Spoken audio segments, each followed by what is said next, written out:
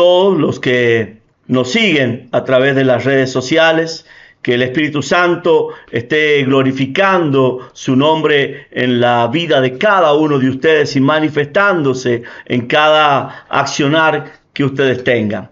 Que la gloria de Dios inunde su casa y el lugar donde estén, Él haga resplandecer su rostro. Quiero en esta tarde compartir una serie de versículos que lo llevarán a entender muchas de las situaciones que pasan en su vida.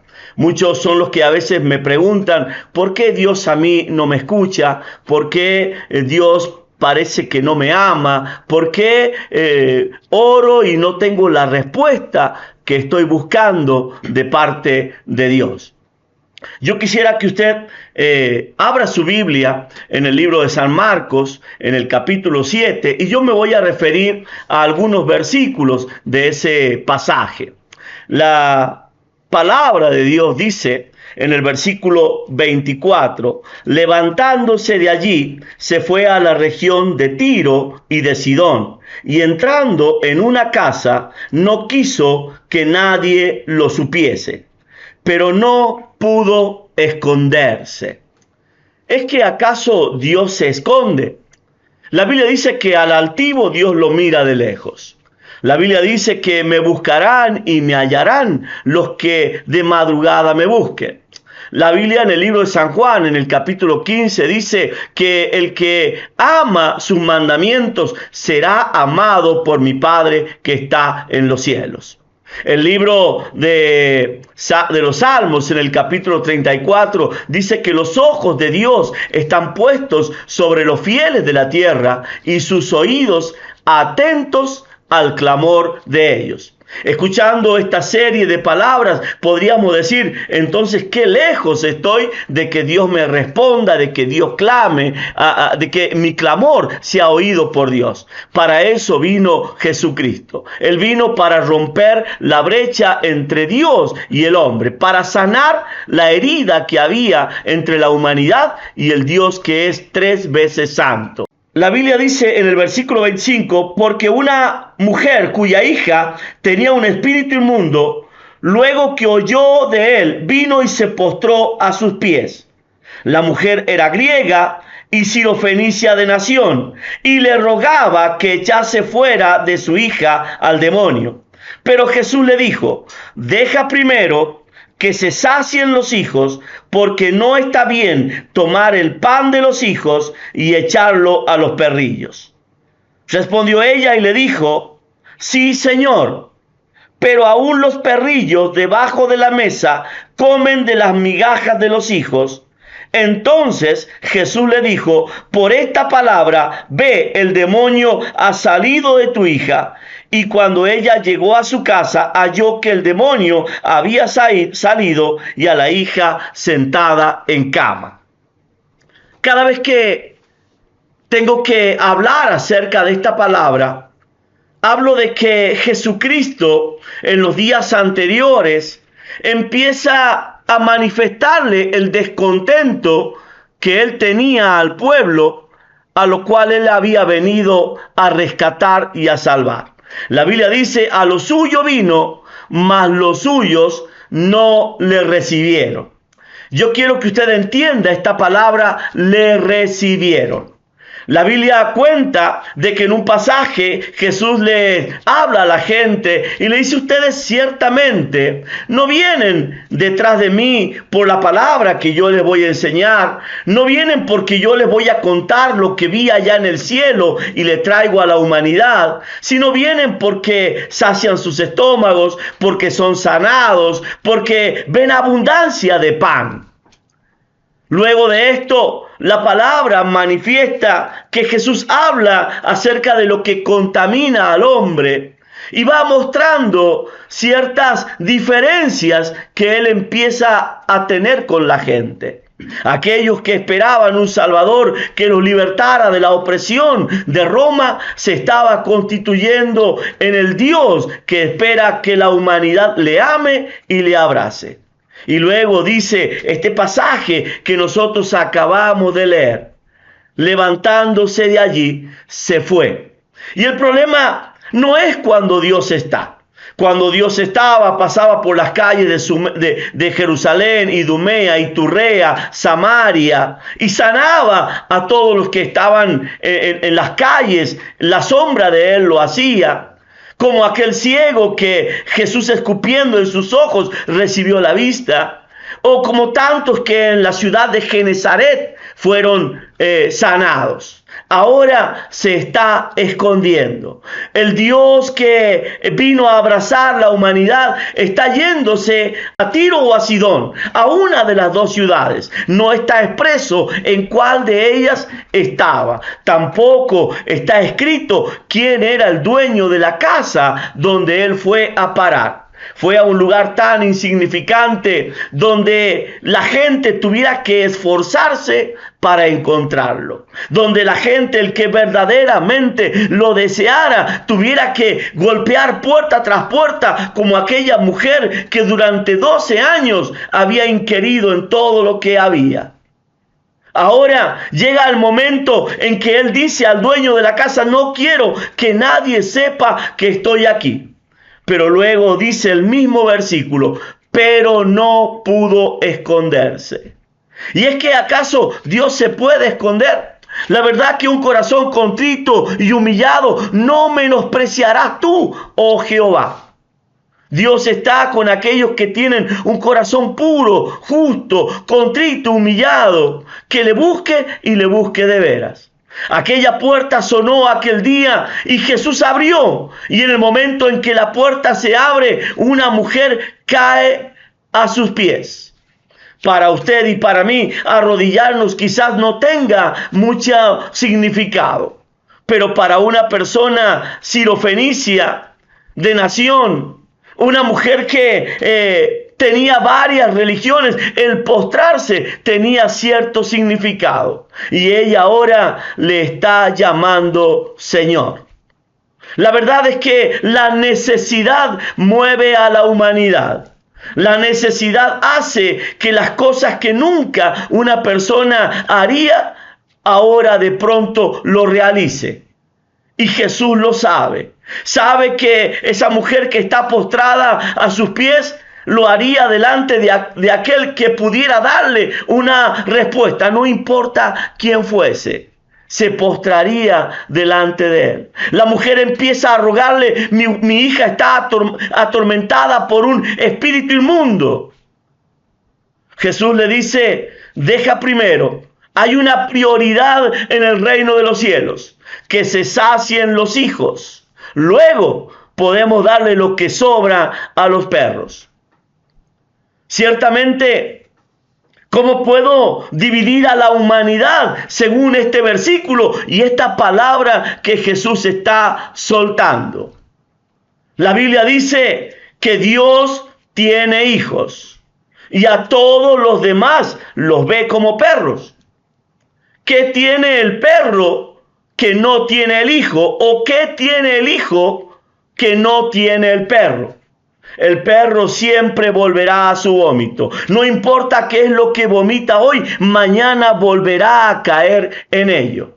Y Jesús a la mujer le está diciendo: tú eres un perro. Pero esas palabras no ofenden a la mujer. Ahora, reconociendo lo que es un perro, identifiquemos que es un hijo.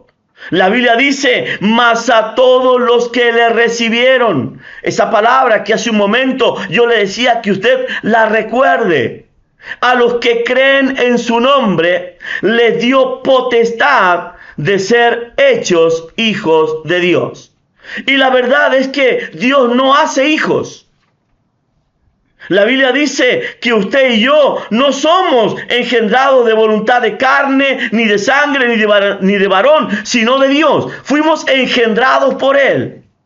Pero Dios no hace hijos. ¿Cómo es esto, pastor? ¿Cómo entiendo que Dios no hace hijos si yo fui engendrado? La Biblia misma nos enseña a los que antes conoció. ¿Cuándo, pastor? Ahí cuando Él con 3 dedos te entretejía en el vientre de tu madre, te conoció, te puso nombre: mío eres tú. Ahora a los que antes conoció, a estos también llamó. Y el llamado es para todos. El evangelio es para todos. El resonar de la voz de Dios, de sus atalayas, es para todos. Pero no todos oyen a la voz de Dios. La Biblia dice: mis ovejas oyen mi voz, me siguen, yo las conozco y ellas me conocen. Por eso es que aquel hombre llamado Leví no necesitó un gran mensaje evangelístico, no necesitó ver una manifestación del poder de Dios. Él simplemente escuchó: sígueme, dejó el banco de los tributos y se fue tras de aquel que él entendía que era Dios o el Mesías.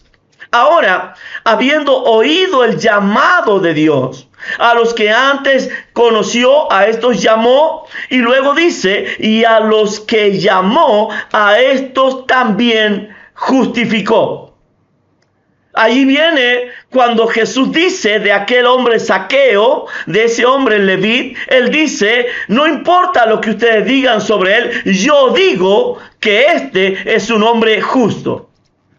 Y él quiebra todos los parámetros que el hombre había establecido y está declarando la justicia de Dios sobre la casa de Zaqueo. Ahora, ¿cómo logro yo, desde el momento en que sé que fui escogido por Dios, que fui llamado por Dios, ahora el ser justificado por Dios? Cuando nosotros somos llamados, tiene todo llamado que tener una respuesta. Todo llamado tiene una acción. ¿Qué hago yo ante el llamado de Dios? Ahora, dice la Biblia que cuando Él nos llama, nos da la potestad de ser hechos hijos de Dios. No es que Dios te vaya a ser su hijo, es que tú, escuchando el llamado, convencido de que Cristo es el Mesías, empiezas a creerle y a obedecerle, de manera que lo que era deje de ser, para que lo que Dios tiene para ti empiece a ser. Te lo explico de otra manera. La palabra de Dios habla acerca del día en que Jeremías es llevado por el Espíritu a la casa del alfarero. El alfarero toma ese vaso de barro. Sabemos que todos nosotros fuimos hechos de barro. Dios nos formó como a Adán y a Eva, nuestros padres, nos sopló de su espíritu, pero nunca nos llamó sus hijos. Dios nunca dijo que Adán y Eva eran hijos de Él. Simplemente, ahora necesito que ese vaso de barro se rompa. Ese vaso de barro que se torció, se deformó, que tomó la forma que Él quería, se haga pedazos. Y Él empieza con sus manos, a edificarnos nuevamente. ¿Cómo lo hace Dios? Y ahí está la mujer esperando al profeta, tiene 2 leños en sus manos y está deseando que de pronto ese milagro suceda, donde ella y su casa sean salvas. Esta mujer, que no reconocía a Dios como su Dios, había escuchado la voz de Dios, pero necesitaba el proceso de que el harina y el aceite se entremezclaran, y en esa cruz, esos 2 leños, se vivificara en ella para que ella y su casa fueran salvos. Elías y la viuda de Sarepta. Ahora, si esa viuda entendió que necesitaba el proceso de la transformación para salvarse ella y su casa, ahora la manifestación dada por la palabra de Cristo, al que cree y tiene mis mandamientos, los guarda, este será amado por mi Padre, vendremos a Él y haremos morada con Él. Es cuando empieza a suceder en medio del ser humano la mutación para ser hecho hijo de Dios. De allí el pasaje de Jesús y Nicodemo, donde él le dice: De cierto os digo que el que no naciere de agua y del Espíritu no puede entrar en el reino de Dios. ¿Cómo hago para que de pronto yo no sea calificado por Cristo como un perro? Porque recuerde que la mujer dice, sí, Señor, tú dices la verdad, pero aún los perrillos comen de las migajas que caen debajo de la mesa. Primeramente, el hecho de que Cristo te dé la potestad de ser hecho hijo de Dios, transformado hijo de Dios, no es para que tú te quedes debajo de la mesa, sino para que te sientes a la mesa con Él. Dios ha servido la mesa para que sus hijos se sacien, pero no se sentarán a la mesa si no están vestidos como hijos. Voy a irme a otro pasaje y vamos a hablar de las bodas del Cordero. No habiendo venido los que él había invitado, envió a que invitaran a todos cuantos se encontraran. La gente fue, se sentó a la mesa, pero luego hubo muchos que no estaban vestidos para estar sentados a esa mesa. Creo que vamos entendiendo lo que Dios nos quiere hablar. La verdad es que Dios invita cada mañana cuando sus misericordias se renuevan, porque puedes pecar 70 veces 7 en este día y Dios te dará la oportunidad de cambiar la historia mañana. Mientras hay vida, hay esperanza, pero llega un momento en que Dios se cansa. Se cansó de aquella generación y se fue a Tiro o Sidón. Se escondió en una casa. Luego, una mujer golpea la puerta. Jesús la ve postrada y muchos son los que se postran. Podríamos repetir hasta el cansancio el libro de San Mateo, capítulo 7, en el versículo 21. Muchos me dirán en aquel día, Señor, Señor, en tu nombre esto, en tu nombre aquello. Y él dirá, apartaos de mí, hacedores de maldad, nunca os conocí. Y es que la verdad, Dios conoce a sus ovejas. Las llama a cada una de ellas por su nombre y ellas lo conocen y le siguen. Estás siguiendo a Dios. Estás haciendo su voluntad. Estás sometiéndote a sus preceptos, estatutos y mandamientos. Muchas veces cuando se hacen campañas, la gente corre porque saben que Dios hará un milagro. Pero muchos de aquellos que recibieron milagros después no vuelven. Y es que ya está establecido en la palabra. Él sanó 10 leprosos, pero solo uno volvió a darle gracias. Dios no quiere que vuelvas a tu pasado, ni vuelvas a estar en la condición de la cual Él una vez te sacó. Dios quiere levantarte y llevarte cada vez más alto. Y muchas veces me pregunté, ¿cuán alto Dios me puede llevar? La verdad es que el que es fiel en lo poco, en lo mucho Él lo pondrá. Pero ¿cuánto es mucho? Y cuando tú crees que ya has logrado tener mucho, Dios dice, este es el segundo escalón, te faltan muchos más todavía. No recuerdes que tú y yo estamos luchando, peleando en nuestro interior por ser santos. Y Él es 3 veces santo. Santo, santo, santo. Ese nivel de santidad solamente lo alcanzaremos cuando estemos cara a cara con Él. Pero mientras tanto, ¿cuánto tiene Dios para darte que todavía no has alcanzado? La verdad es que Dios quiere responder todas tus oraciones y darte mucho más abundantemente de lo que tú has pedido o anhelado en tu corazón. Porque así es Dios, generoso para con aquellos que le buscan y le buscan de veras.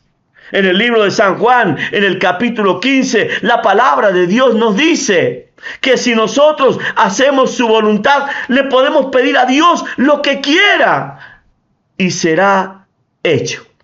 Muchas veces medí de esta manera mi condición con Dios.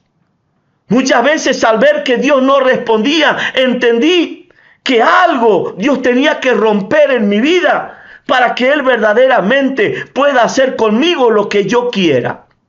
La Biblia, al fin y al cabo, lo dice así.